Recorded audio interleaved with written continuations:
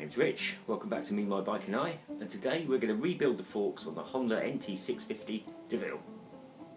Got a whole bunch of things here, plugs, air filter, which is a job for another day, but more urgently I need to do the fork seals, the oil there, and the front pads and the rear pads too. For that I need to take the back box off, which has a couple of gaskets. The calipers were coated in oil, and that's why misting forks are an MOT failure. The front calipers have got to be removed anyway to get the front wheel off and slide the forks out. Now the rear calipers altogether another matter. You can't just get straight to it. But a viewer on a previous video suggested, well not suggested, advised that just taking the end can off gives you plenty of access for that caliper. Right. Screw hole there, 5mm domed hex head, sorry not hex head, hex socket.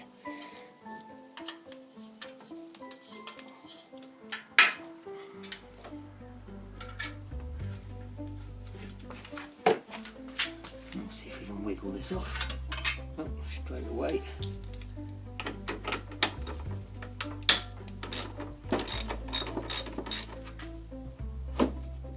I was out for a ride just a few days ago and I was heading towards Uffington, which isn't too far from where I live, relatively safe. Still doesn't want to come. And I was on a major country lane about 2 miles from civilization, and there was a motorcyclist pushing his bike, and he'd already walked about a mile and he had another couple to go, so I stopped and I picked him up and I took him home.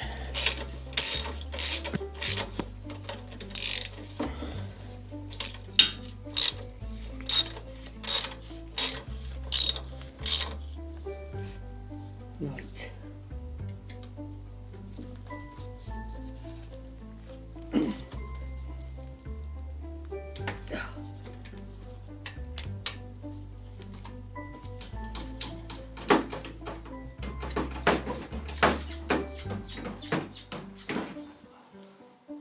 It's a heavy old beast. Right. We need to give that a bit of a clean up before we put it back on.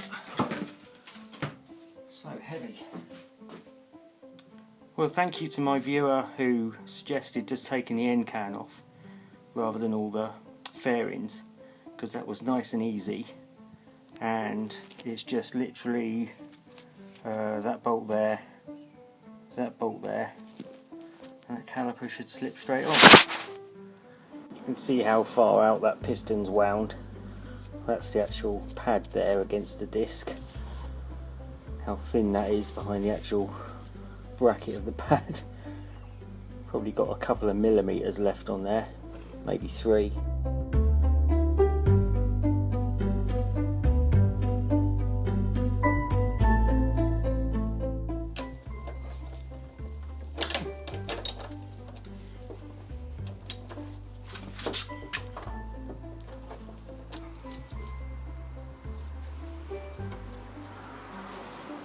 Slide that back if we can.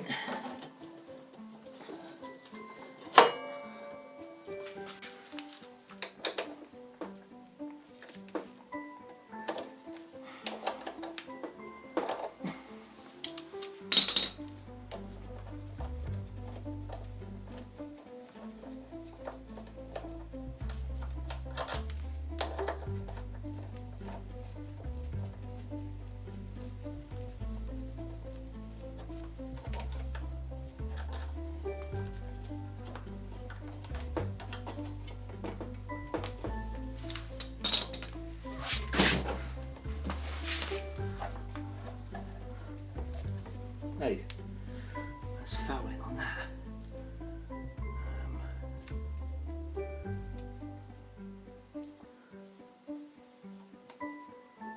What's that one fouling and the other one's not? Oh no, it's not.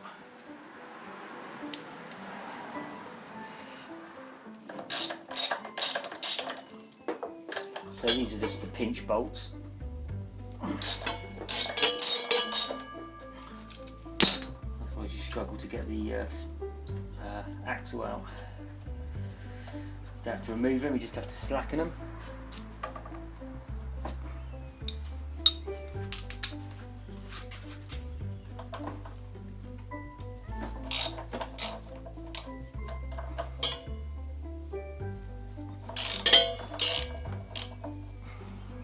Just taking off the speedo drive cable.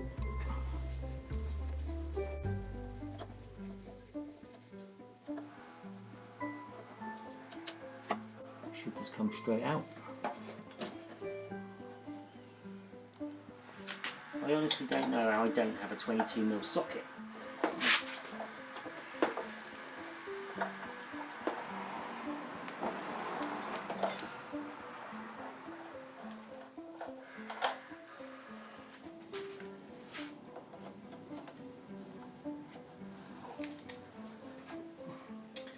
Not sure if this is meant to unscrew or just pull out.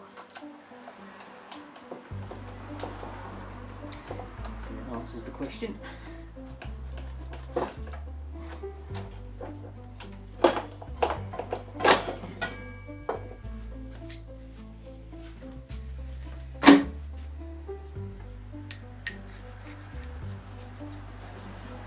It's dry as a bone, that is. Not such a brilliant state of service, this bike. Get that out without too much trouble. Yeah. Those discs look absolutely fine. I just need a bit of degreasing. There's absolutely no lip, they're perfectly smooth. It's the same on both sides.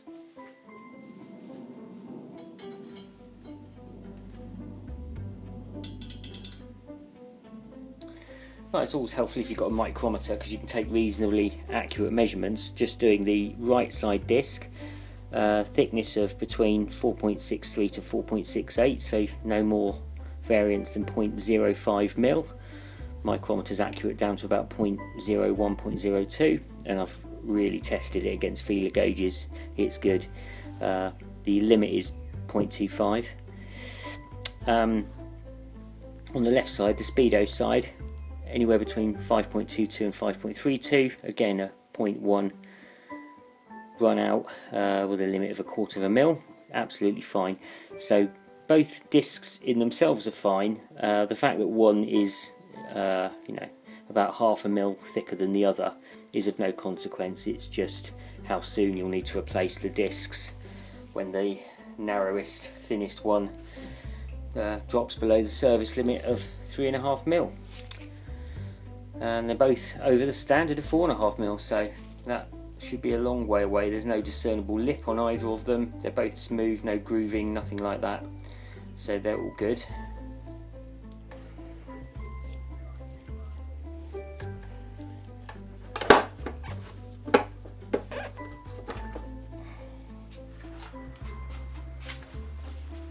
Yeah, so that's running oil, that is, off the forks.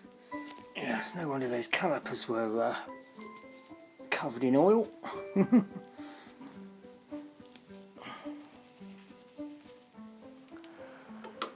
Let's give this a few turns. I think I might have completely loosened it off. It's awkward to get to.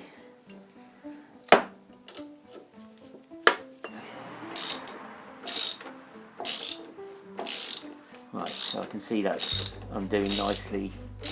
Fork's not turning because it's still grabbed by the bottom yoke. Oh, I won't go any further. In that case, that suddenly springs out under spring pressure. I've got to undo that bolt there and that bolt there. They are the two pinch bolts for the bottom yoke.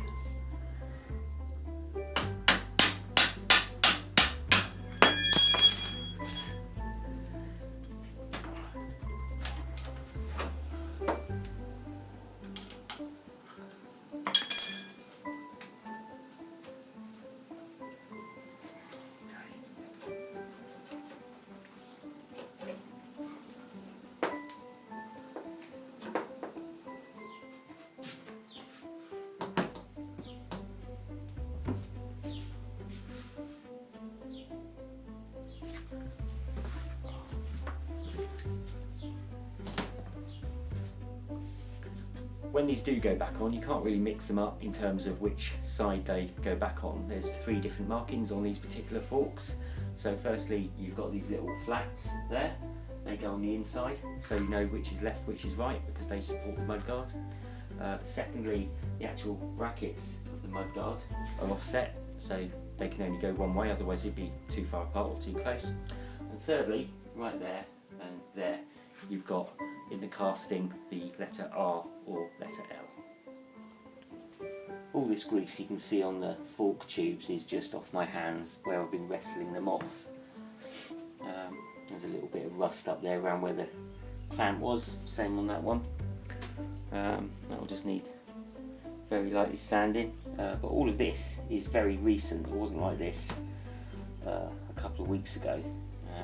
I think it's just where seals have blown and they've just started pouring oil down them, and it's collected a load of rubbish as a result. So let's start getting them apart.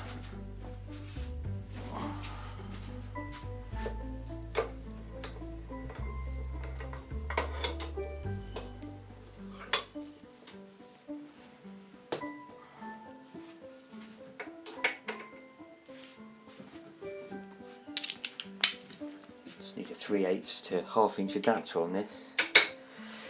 Right, so there's a good chance that the damper rod inside will spin, so hopefully we can just loosen the damper rod bolt off just using the spring pressure.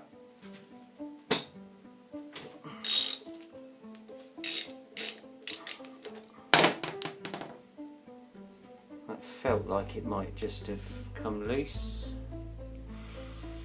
Yeah, the bolt is coming out, so that's good.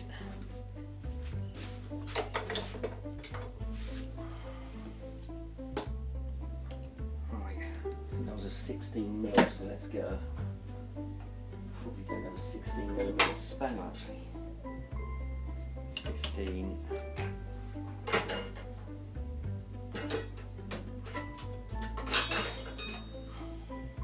17. Oh yeah, that's 17.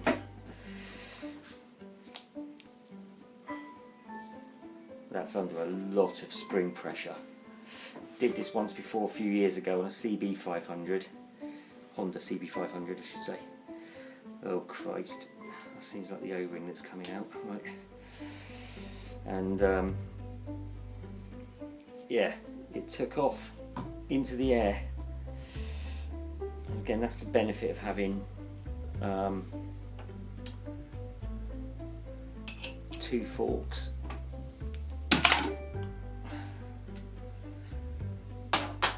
In that you can get a mirror image on the other one as to how things go back together or what parts you're looking for.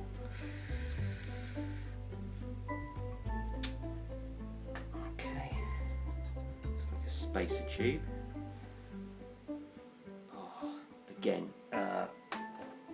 anyone who's done a set of forks will understand the smell that comes out of these things after years of the oil just rotting away. You're lucky you don't have smelly vision. Okay. Let that drain off a little bit. So these are progressive springs. You can see you've got the tighter windings at the bottom and the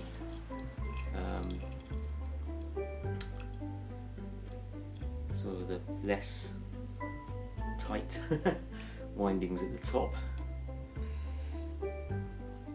Let's see, we'll see if the other spring is like that, but I'm only going to do the 1 fork.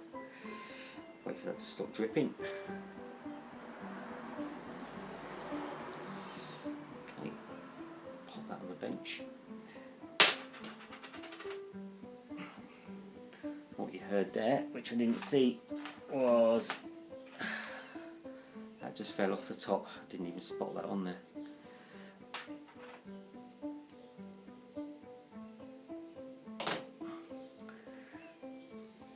So my understanding is that it doesn't matter which way those springs go in. So some people will just say you need to follow the manual, or tight at the bottom and so on, or tight at the top.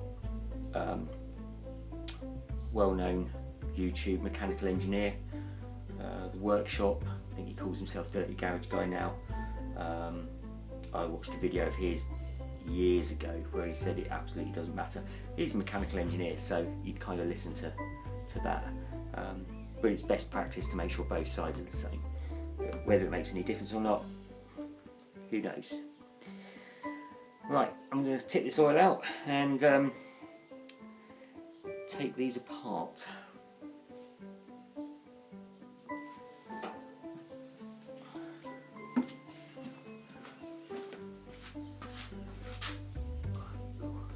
Ooh, it's quite thin.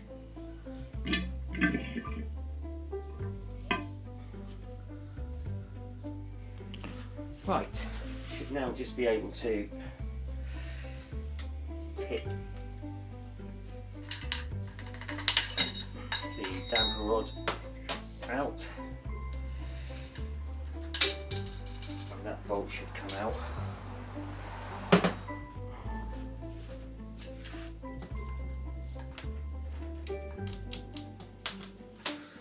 Should just tip out.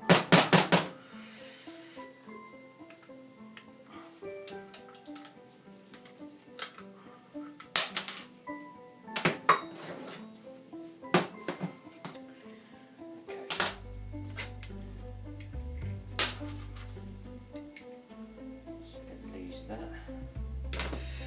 Now we just need to separate the tube and the slider and all that kind of stuff.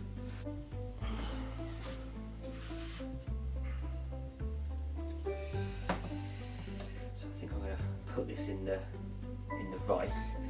So the bottom bush that's in there acts as a slide hammer, and I should be able to pull out the sealing washer and oil seal. Just need to prise off this dust seal first.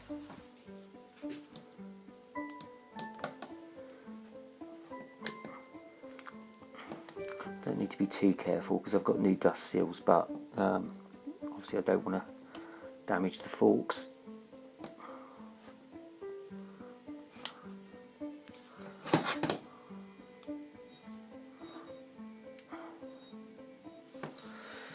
Mar up any edges or anything like that. It's still soft aluminium,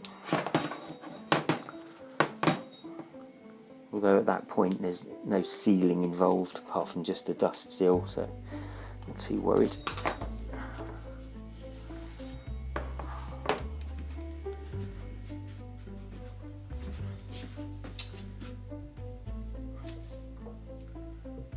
Just going to put that like that for the minute.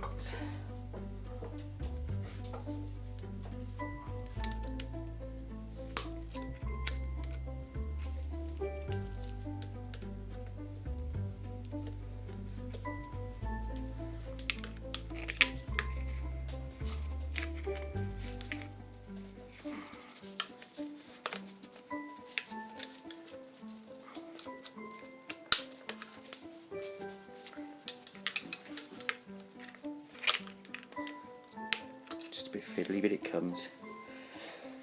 Right.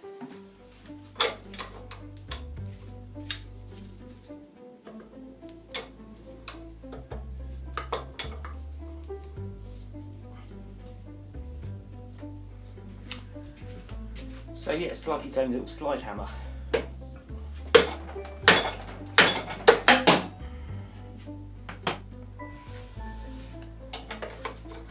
No doubt a little bit more oil will come out, but also what will come out is what we call like an oil lock stop, or what Honda call it. But essentially that's just goes on the end of the damper rod,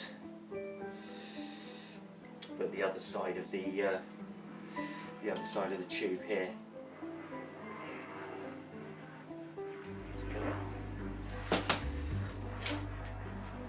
And that essentially is it. That's all your parts.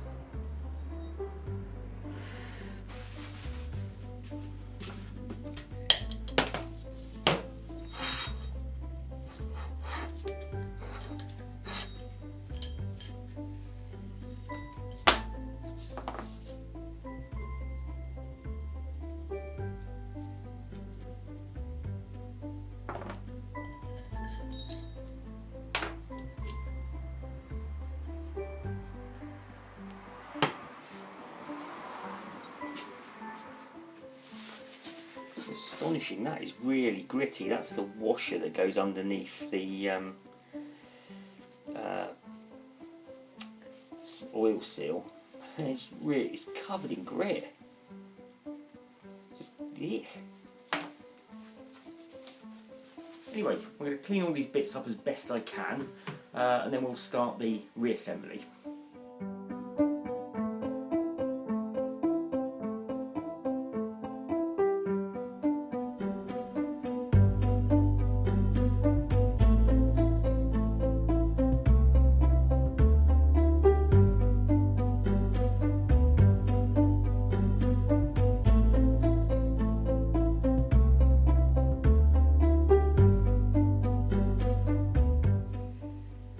Okay, that's about as clean as I could get everything, and I do think they came out rather good.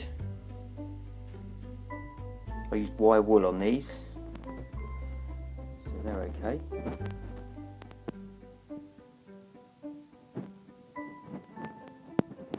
There's a copper washer in there, just at the bottom where the damper rod bolt goes through. Didn't pop out when I was cleaning or anything, so I'm just going to leave it there. It's seated. It should reseal okay. I don't really need to get it out and anneal it or fit a new one. It should be fine. If I get any leaks out the bottom, I can take the fork back out and redo it.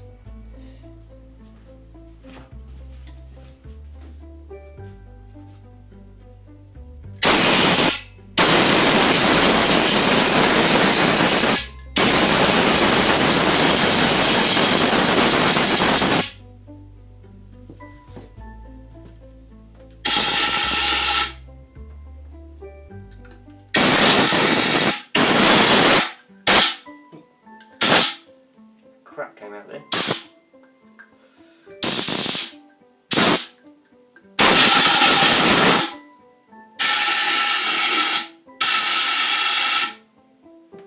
Right, so we'll try and keep everything as clean as possible while we reassemble. But yeah, aside from the blown seals, they were fine before, they'll be fine again. So don't get too princessy over it. Everything's cleaned up nicely. So first things first then, I've got the new seal. Just make sure you know which way that's going in. You should have been observing, paying attention when you took it out. Dust cover. So I think first thing I'm going to do is fit the spring onto the damper rod and pop that down the tube.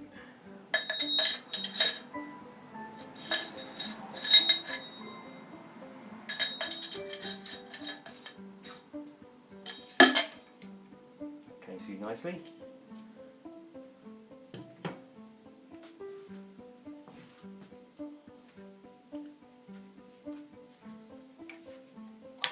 Fit the damper rod seat and the bushing. You can see it's a split type. You can see light coming through it there, so it's easy to fit. You don't really need to replace these things, to be honest.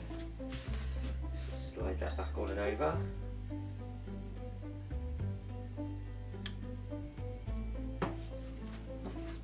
Now I'm just going to firmly fit the pinch bolts, just so they don't go missing. And the mud guard. It's not the mud guard, is it? That is the damper rod bolt, the mud guard bolt.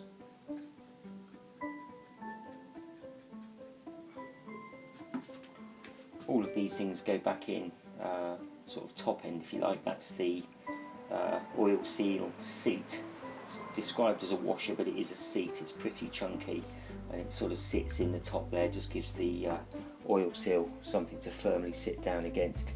Otherwise it's sat on a kind of a piece of flat aluminium, which you know, is obviously softer, so it just firms it up. That's the spring seat on top of the spring. That's the O-ring around the actual top cap.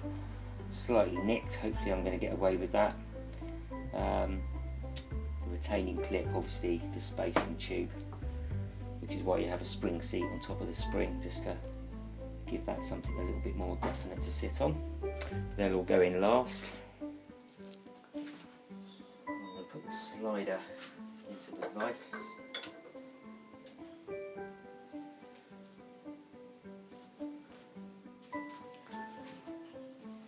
Push the fork tube all the way in until it stops.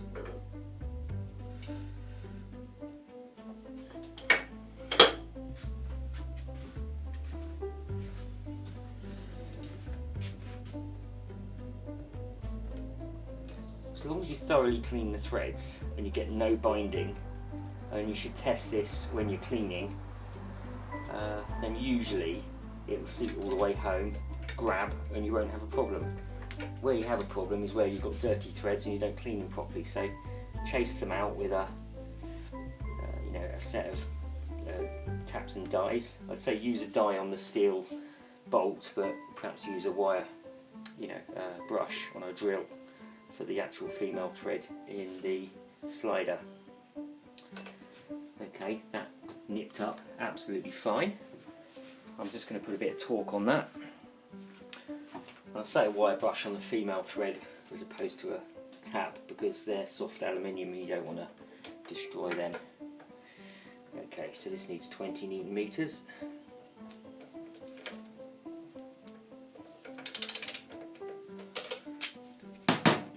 Seated. Maybe not the right one. No, 5mm. Right. Just using an Allen key to fit it, but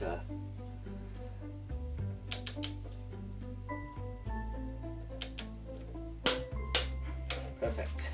If you are having any difficulty doing up that damper rod bolt, as I said, firstly, make sure you clean all the threads out so that it doesn't grab on the damper rod prematurely and cause it to spin.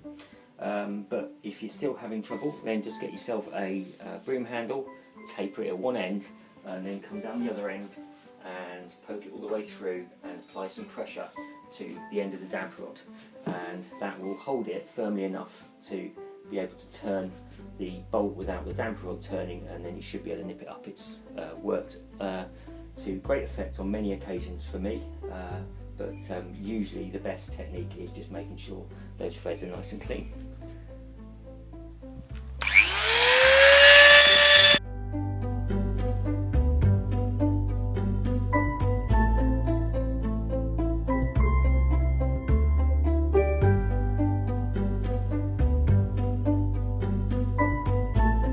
Deburring this offcut of tube that's slightly larger diameter, and that's going to be my driver.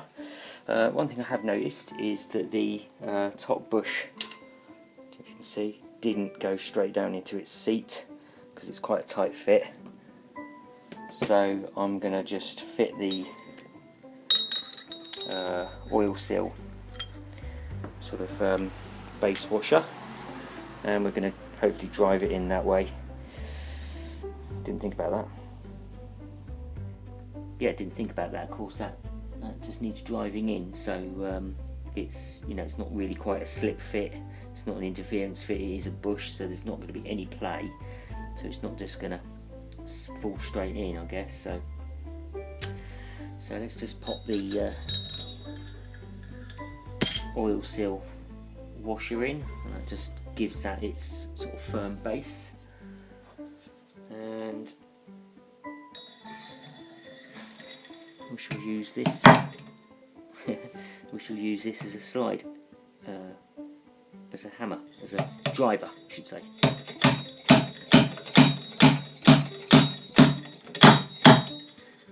There you go. You can see that bush is all the way down now.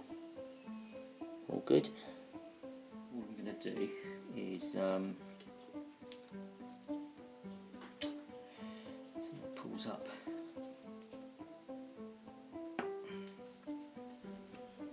Just put a little bit of oil around the inside of the seal. Get some on my fingers. I'm just using fork oil to do it.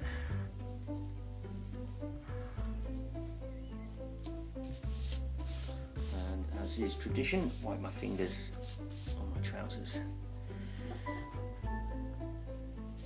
So this forget to put that base washer in again, and make sure you put this down onto the tube the right way. That's the way it goes, because I was careful to check which way the old one came out, and they're both the same. It does make a difference because they are different on both sides. So some people do get a little bit funny about fitting them straight over a naked tube. If there's any dirt, grit, rust, pitting, whatever, but if you're doing this job, clean them. So I've always done it like this, so no problem. I'm just going to slip this on over now. And that's going down nicely. It's kind of flush, so I'm going to just get my little driver on there and push that all the way in. To help that along, this is just an old piece of rubber. I've just cut it about, and the actual inner diameter is exactly the same as the fork tube, coincidentally, and I've chopped all the edges off of it. I don't know what it was, and that makes a perfect sort of little bushing, if you like, just to protect the seal against me giving it a whack.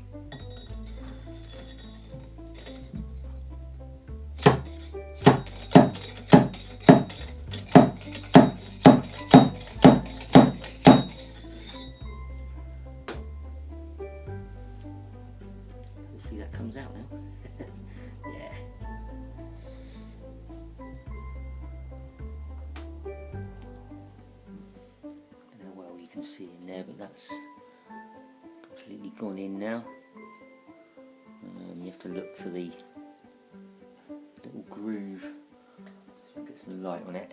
As long as you can see the groove. Yeah, you probably can't see it. I don't know, you might be able to see it. Anyway,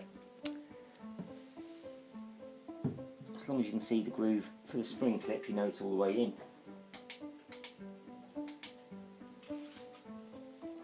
So let's pop that on. He uses the word pop as if these things just do what they're asked.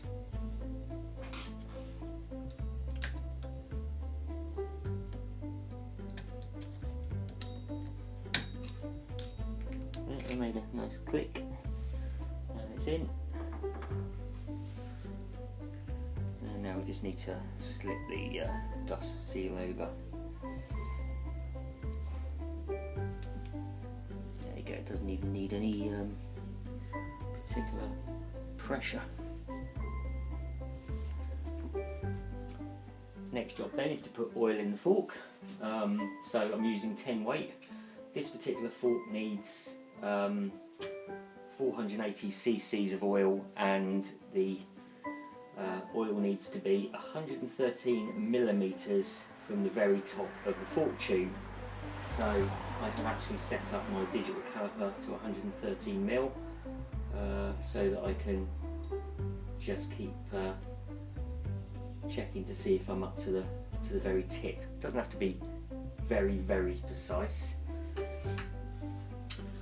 And make sure you've got the tube completely compressed and the spring removed.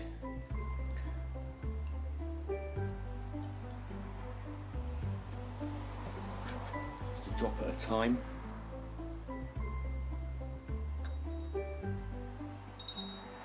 Didn't help, did it?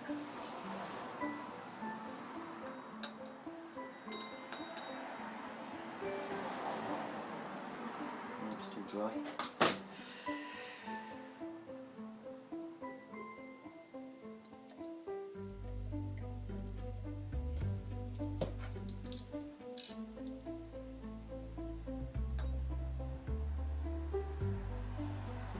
Still dry, we're nearly up.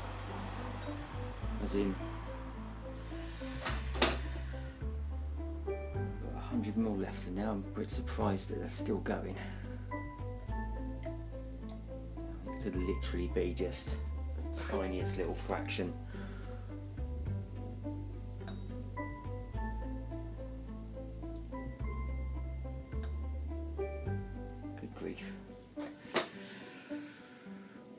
must have skimped me of oil in this.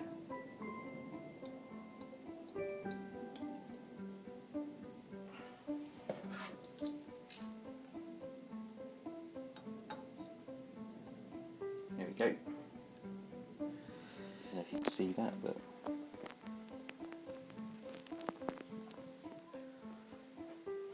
so I'm going to slip the spring in now, and the tighter windings facing down because that's the way it came out. Although, as I said earlier, I don't think it matters. I don't even think it matters if they're different both sides. Having been informed by a well-known mechanical engineer on YouTube, it would appear that it's immaterial. So what we need to do is put the spring seat on. That just gives the spacer tube something to sit on other than just the spring. Okay, and you should just be able to pull the tube up now. You only have to keep it down just for sort of measuring purposes, really. There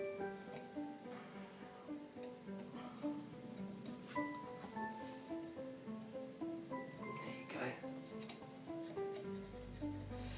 Now that can be quite hard to get the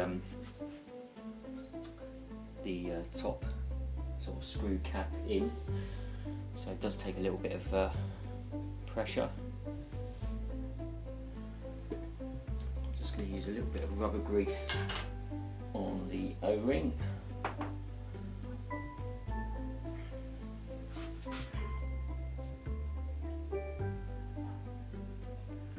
For the top cap.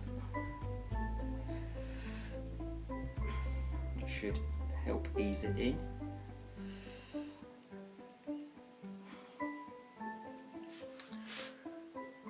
And this could be the tricky bit, because you've actually got to get that O-ring pretty much down to that level before you even find any threads, and you're pushing against that spring. So, and this tube's all the way up. I think it's all the way up anyway. It'd be helpful if it wasn't. Oh, maybe that came up a tiny bit more actually. Good.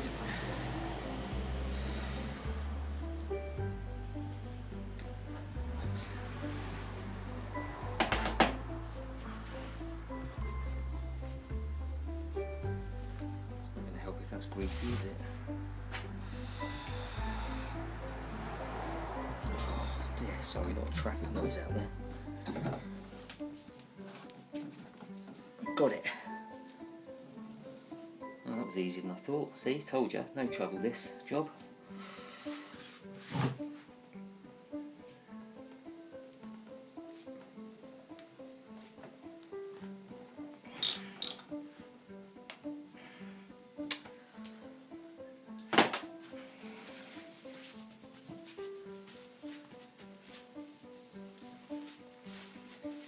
Seem to go in okay. And there you have it, one fork completely rebuilt and ready to go back on the bike, and a lot cleaner looking for it as well.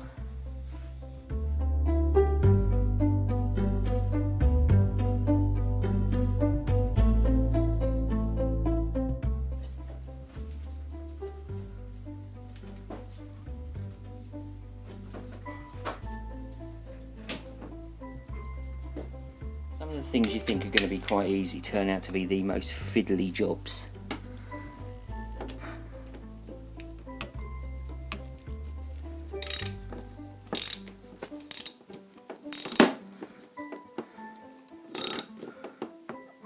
I'm sure there's no torque spec on this, but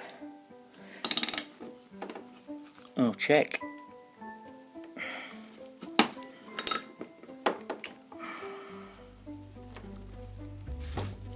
That one done up. Just doing up the bottom yoke pinch bolts now. Don't want to round them off. I wonder if that's actually a 14. I'm using a 15. Let me try a smaller spanner. Yeah, clearly is a 14. Weirdly, I undid them with a 15, but there you go.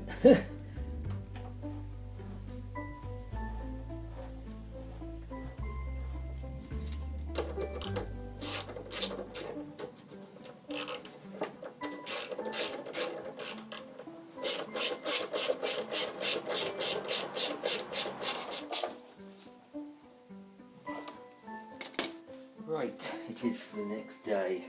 I've just cleaned and greased up the speedo drive, and I'm going to do the same with the axle for the front wheel.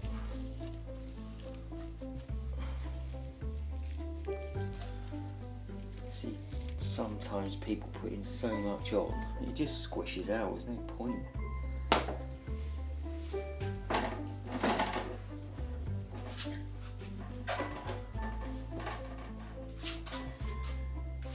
Just need to tease that in.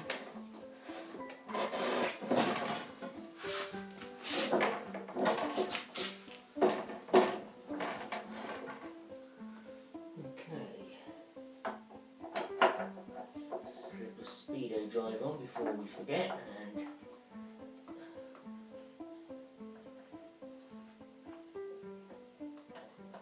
get it in the right position. Right, this might be a little bit fiddly. I'm going to put my hands all over the brake discs.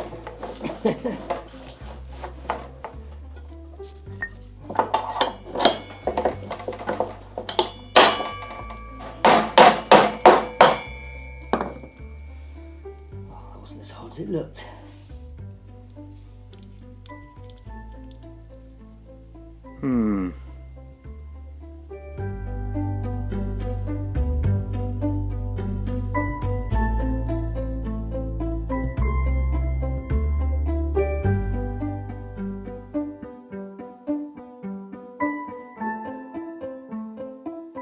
I've got like a gazillion hammers, a marvellous range of spanners, wrenches for every occasion, every plier that's needed for a little persuasion.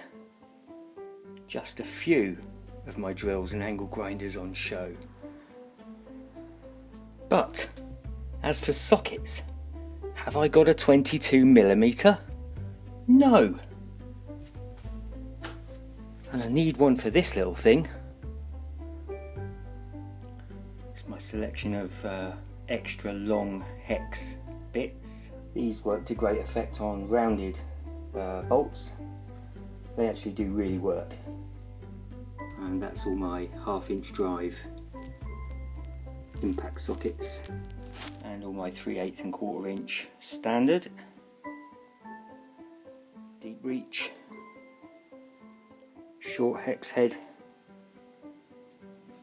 star socket, star head, and even a big old Imperial 1 13/16.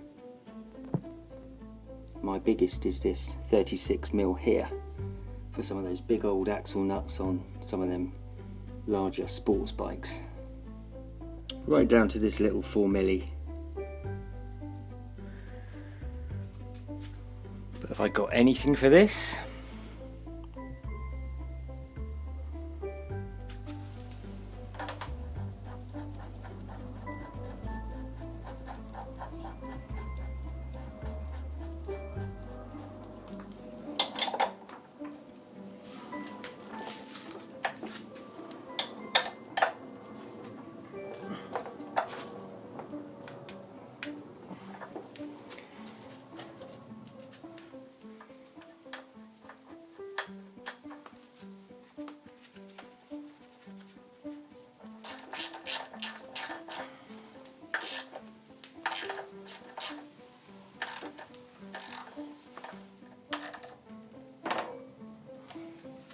So what I'm going to do, clean up these calipers and stick the new pads in. I'm not going to really film any of it, but just kind of explaining the process. I just need to take that little R-clip out there and slide the pin out. It's all free. Comes out from that end, as in I need to poke it through that end. Back one's slightly different. Front of Brembo twin pots. This is a single Nissin, and so just a bolt there, and then the caliper should come off. The pin that holds the pads in there. Slightly different in the sense that you've got a flat blade sort of locking screw going in, and then when you take that out, you've got a little 5mm hex, and then it unscrews, so the pin is threaded at one end. But I've loosened all that up, that all moves nicely. I've siphoned out the brake fluid on the front, because as I push the pistons back in to allow for the thicker brake pads, of course the fluid level will go back up into the system and spill over the top.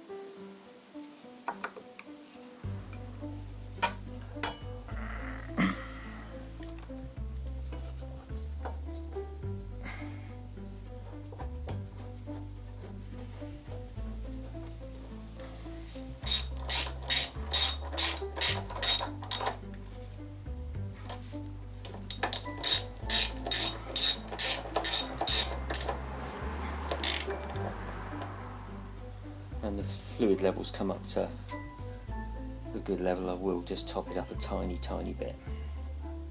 Right, that's both sides done now. I'm just going to refit the speedo drive cable.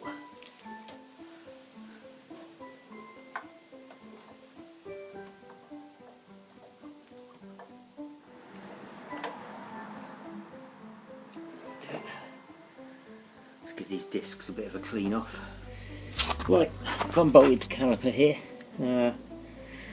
It's just 2 bolts and they're quite easy to get out. The bottom one you can do with a regular 10, no, what's that, 12mm ratchet. Top one you need an actual 14mm spanner because you can't get in there with a ratchet. And let me show you how this pin comes out. It's really easy, I hope you can see this. You just got a little locking screw there.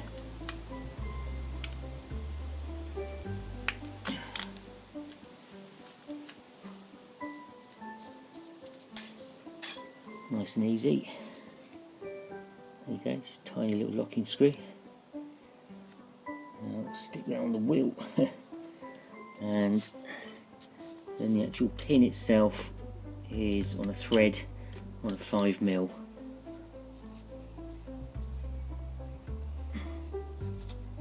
Nice and clean.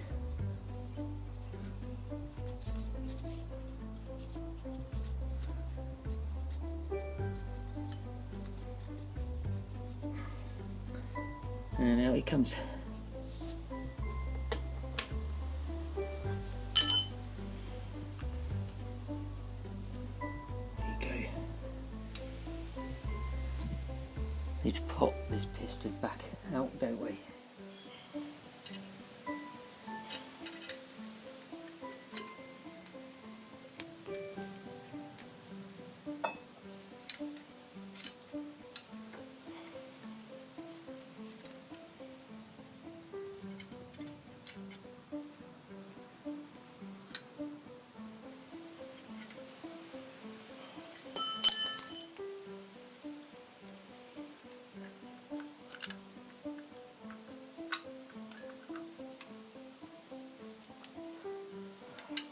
fiddly sometimes to know what to do. Fiddly to know what to do. I know what I mean.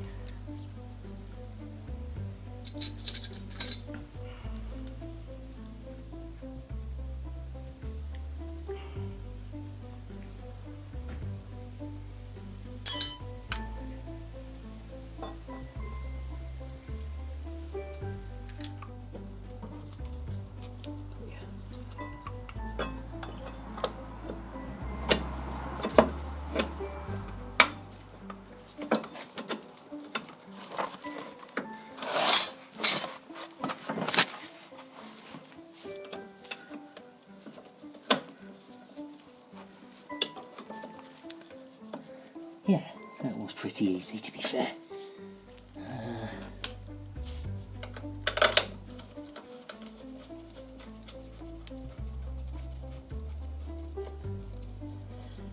I think with all things like this, you just need to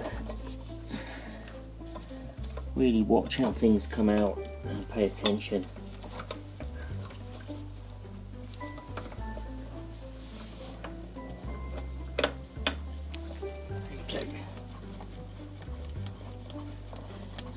Annoyance that I've got to do this top one up by mostly hand and then on a spanner. There's a lot of windings for a spanner.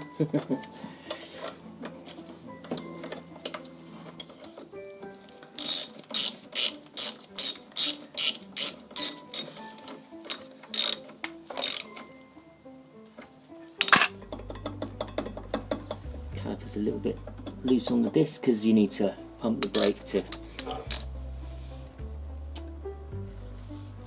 get the piston back out. There you go.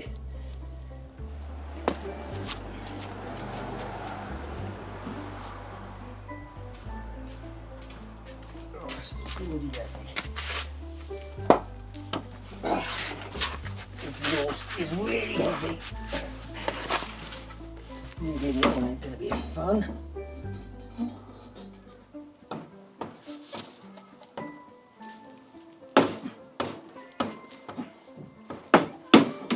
Huh. It went on okay. That's it. Good. Right, okay. Stick the bolt through. And I'll stick the bolt through in the middle.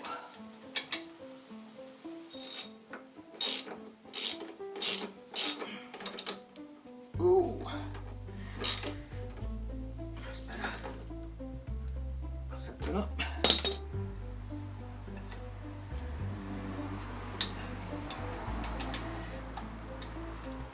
Get that centre support bracket bolt done up.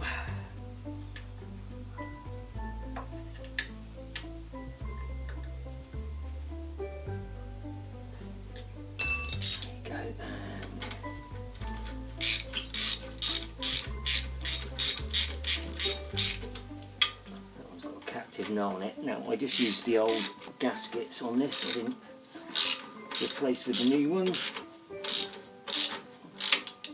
I greased up the union.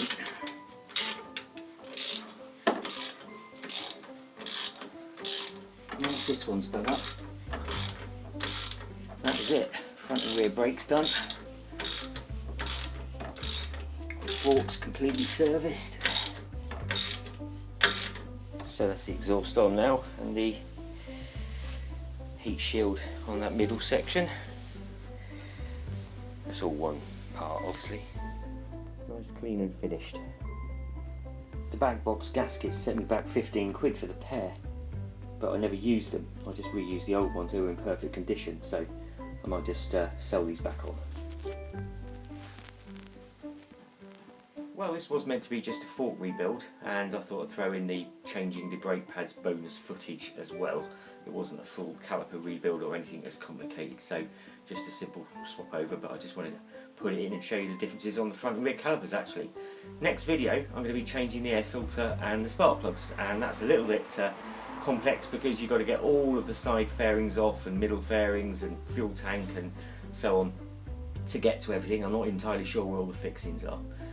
But anyway, thank you very much for watching. Don't forget to like, subscribe, share, hit the bell. And if you've got a question, please do leave a comment down below and I will get back to you. And I will leave you with this. Well, this video was more about rebuilding the forks than anything, but those brake pads definitely needed doing.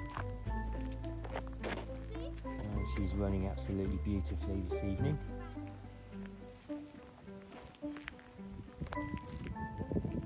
We've just come out to a little place called Bucklebury.